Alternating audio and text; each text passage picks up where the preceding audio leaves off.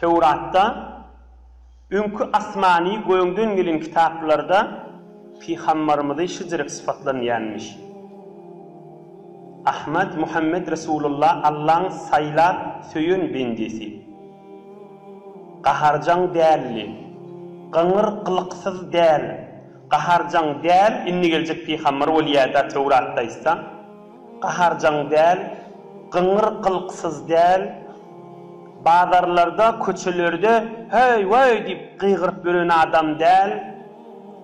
Bir adamdan yamallık görse, eli bile yamallık, dili bile yamallık, özünün zoru bile yamallık, özünün ütümlü kefi bile yamallık bir adamdan görse, yamallığına göre yamallık etcik bolmayacak bir peygamber.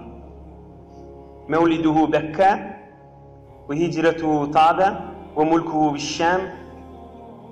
Dünya gelenine Mekke'de dünya gelecek. Dünyadan geçenine Medine-i Münevvere'de dünyadan geçecek. Rum'un eline olan Şam eline düşecek. İnni men asıl aytsak yerim inni ştay inni gelecek.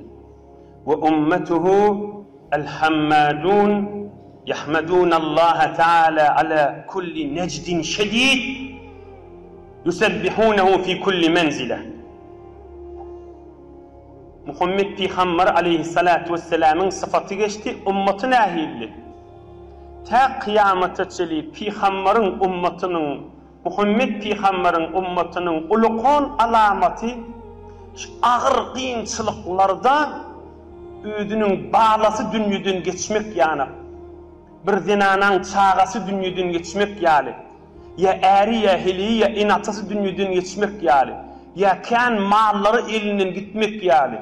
Ağır kıyınçılıklarda da, ağır yüklerde de elhamdülillah, elhamdülillah canı şükür dedir. Elhamdülillah canı şükür dedir. Ümmetinin ulukon alamatışıdır diyor. Asıl aytacak gurrumuzda şahane. Muhammed Peygamber aleyhissalatu vesselam'ın ümmetinin ulukon alamati, ulukon ağır kıyınçılıklarda da narahat oluptu, kıyınçılıkta malına düşüttür, canına düşüttür.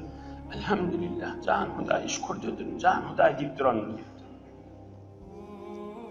Kâle sallallahu aleyhi ve sellem evvelu men yudâ'el cenneh el-hammadun ellezîne yahmedûn Allah azze ve celle alel-serrâi ve'l-zarrâ revâhu Tabarani ve'l-Hakim. Peygamberimiz aydıptır. Kıyamet gününe guruh üyüşüp cennete girmeli vakt yetenine hamana falani giriye. Emme bir üyüşüp de bir girilecek de falan fırqa girsin, falan fırqa diyenim inneşi biri. Şehir kıyınçılıkta, hoşlukta mıdam elhamdülillah diyenler saylanıp girsin niyilecek. Kim? Hoşlukta ve kıyınçılıkta elhamdülillah deyip bir bendiler var. Onu men ne gireyim bir süre deyip zor hiç kim başarmıyor. Hut şol adamlar kıyamette saylanacak. Haçan Peygamberimiz aydıptır. Üyüşüp gireceklerin içinde en avval girecekler şolar diyor.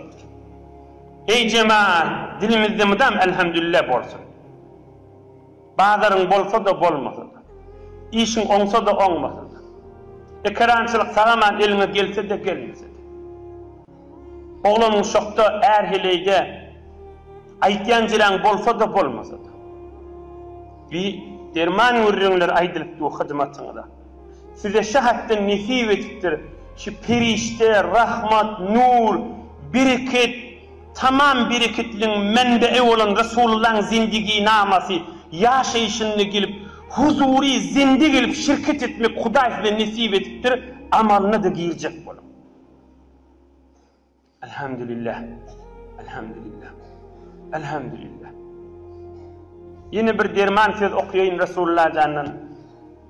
Kâle sallallahu aleyhi ve sellem afdalu zikri la ilahe illallah ve afdalu dua elhamdülillah. Hadisun sahih ravahu İbn-i Mace ve İbn-i Habban. İn zikr, Allah'ını zikretmen in kovsuname belli la ilahe illallah. Kafir Müslüman etdiyen zikr ol. Kafir Müslüman mol yaşana istan. Peygamberimiz näme diýipdir? Iň dogalan gowsy. Allah'dan bir zat dilejek da dua Allah'dan bir zat dilemeýän gowsy elhamdülillah'tir diýipdir. Giňda temmäňiziň fikriňiz şu mahal sualla ulaqan. Elhamdülillah dua daki, elhamdülillah zikr. Peygamberimiz näme diýär? Iň dogalan gowsy Allah'dan dilemeýän iň rahat behterin ýoly elhamdülillah'tir diýär. Birje elhamdülillah. Tamam ulamalar min gurrüňe tutdirler. Çoňyr ulamalar. Elhamdülillah zikr. Onda da Resulullah min dogalan gowsy diýýär diýär. Tamam mezheplerde şu ulamalar gurrüňe tutdirdi. Kadimden jedidden. Peygamberimiz näme diýdi? Dualan gowsy elhamdülillah'dir diýdi. Tamam ulamalar ýene jogap beripdirler, näme diýipdirler? Sen hoş bolýanda sana bir hoş haber gelýär. Elhamdülillah diýsen näme diýdiň bolýar? Sana bir hoş haber gelýär. Sen elhamdülillah diýen. Yani näme şoň manasy? Yani Hudaýa sana şükür, şu jere hoş nigmatlar maňa uzak ber. Hudaýa şundan men armaýyn. Hudaýa kıyamatda da maňa padaş ber. Hemme şu elhamdülillah'ın içinde badiydim. Aýtaýdyn, oý zihnimize gowy jaýlaşsyn. Bir hoş haber gelýär sana elhamdülillah diýen. Ya malyňda halal peýda görýän, ya oglaň şoňdan, ya dininden dünýäňden bir hoş haber eşitýän, elhamdülillah diýen. Yani şahit şükür düşüp Hudaýdan şunu dileýän ya Allah. Hudaýa şu nigmatlar uzak ber. Hudaýa şu nigmatlar bizden alma. Hudaýa şu sogabyny bizden alma. Hudaýa şu nigmat bilen men günah edamaýyn. Hemmeti şu elhamdülillah'ın içinde badiydim.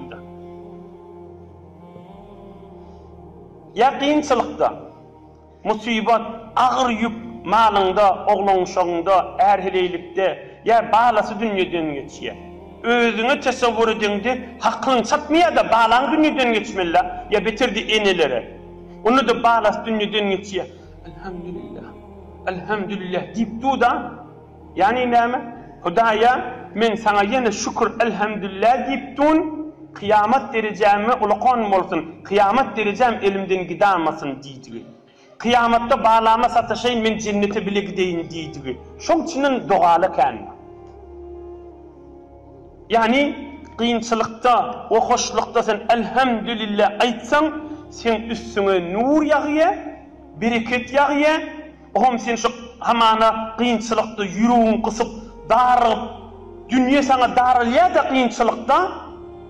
Dünya sana darılya yığınmaya da şu giyin dünya. Sonra elhamdülillah, elhamdülillah diyende ruhun açılıyor. İnkibazdan inbisata giriyor. Şu kıyınçılıkta elhamdülillah aydığında ne oluyor? Ruhun açılıyor. Üstüne nur yağıyor, ruhun asmallara kaşın çıkıyor. Dünya sana giyiniyor.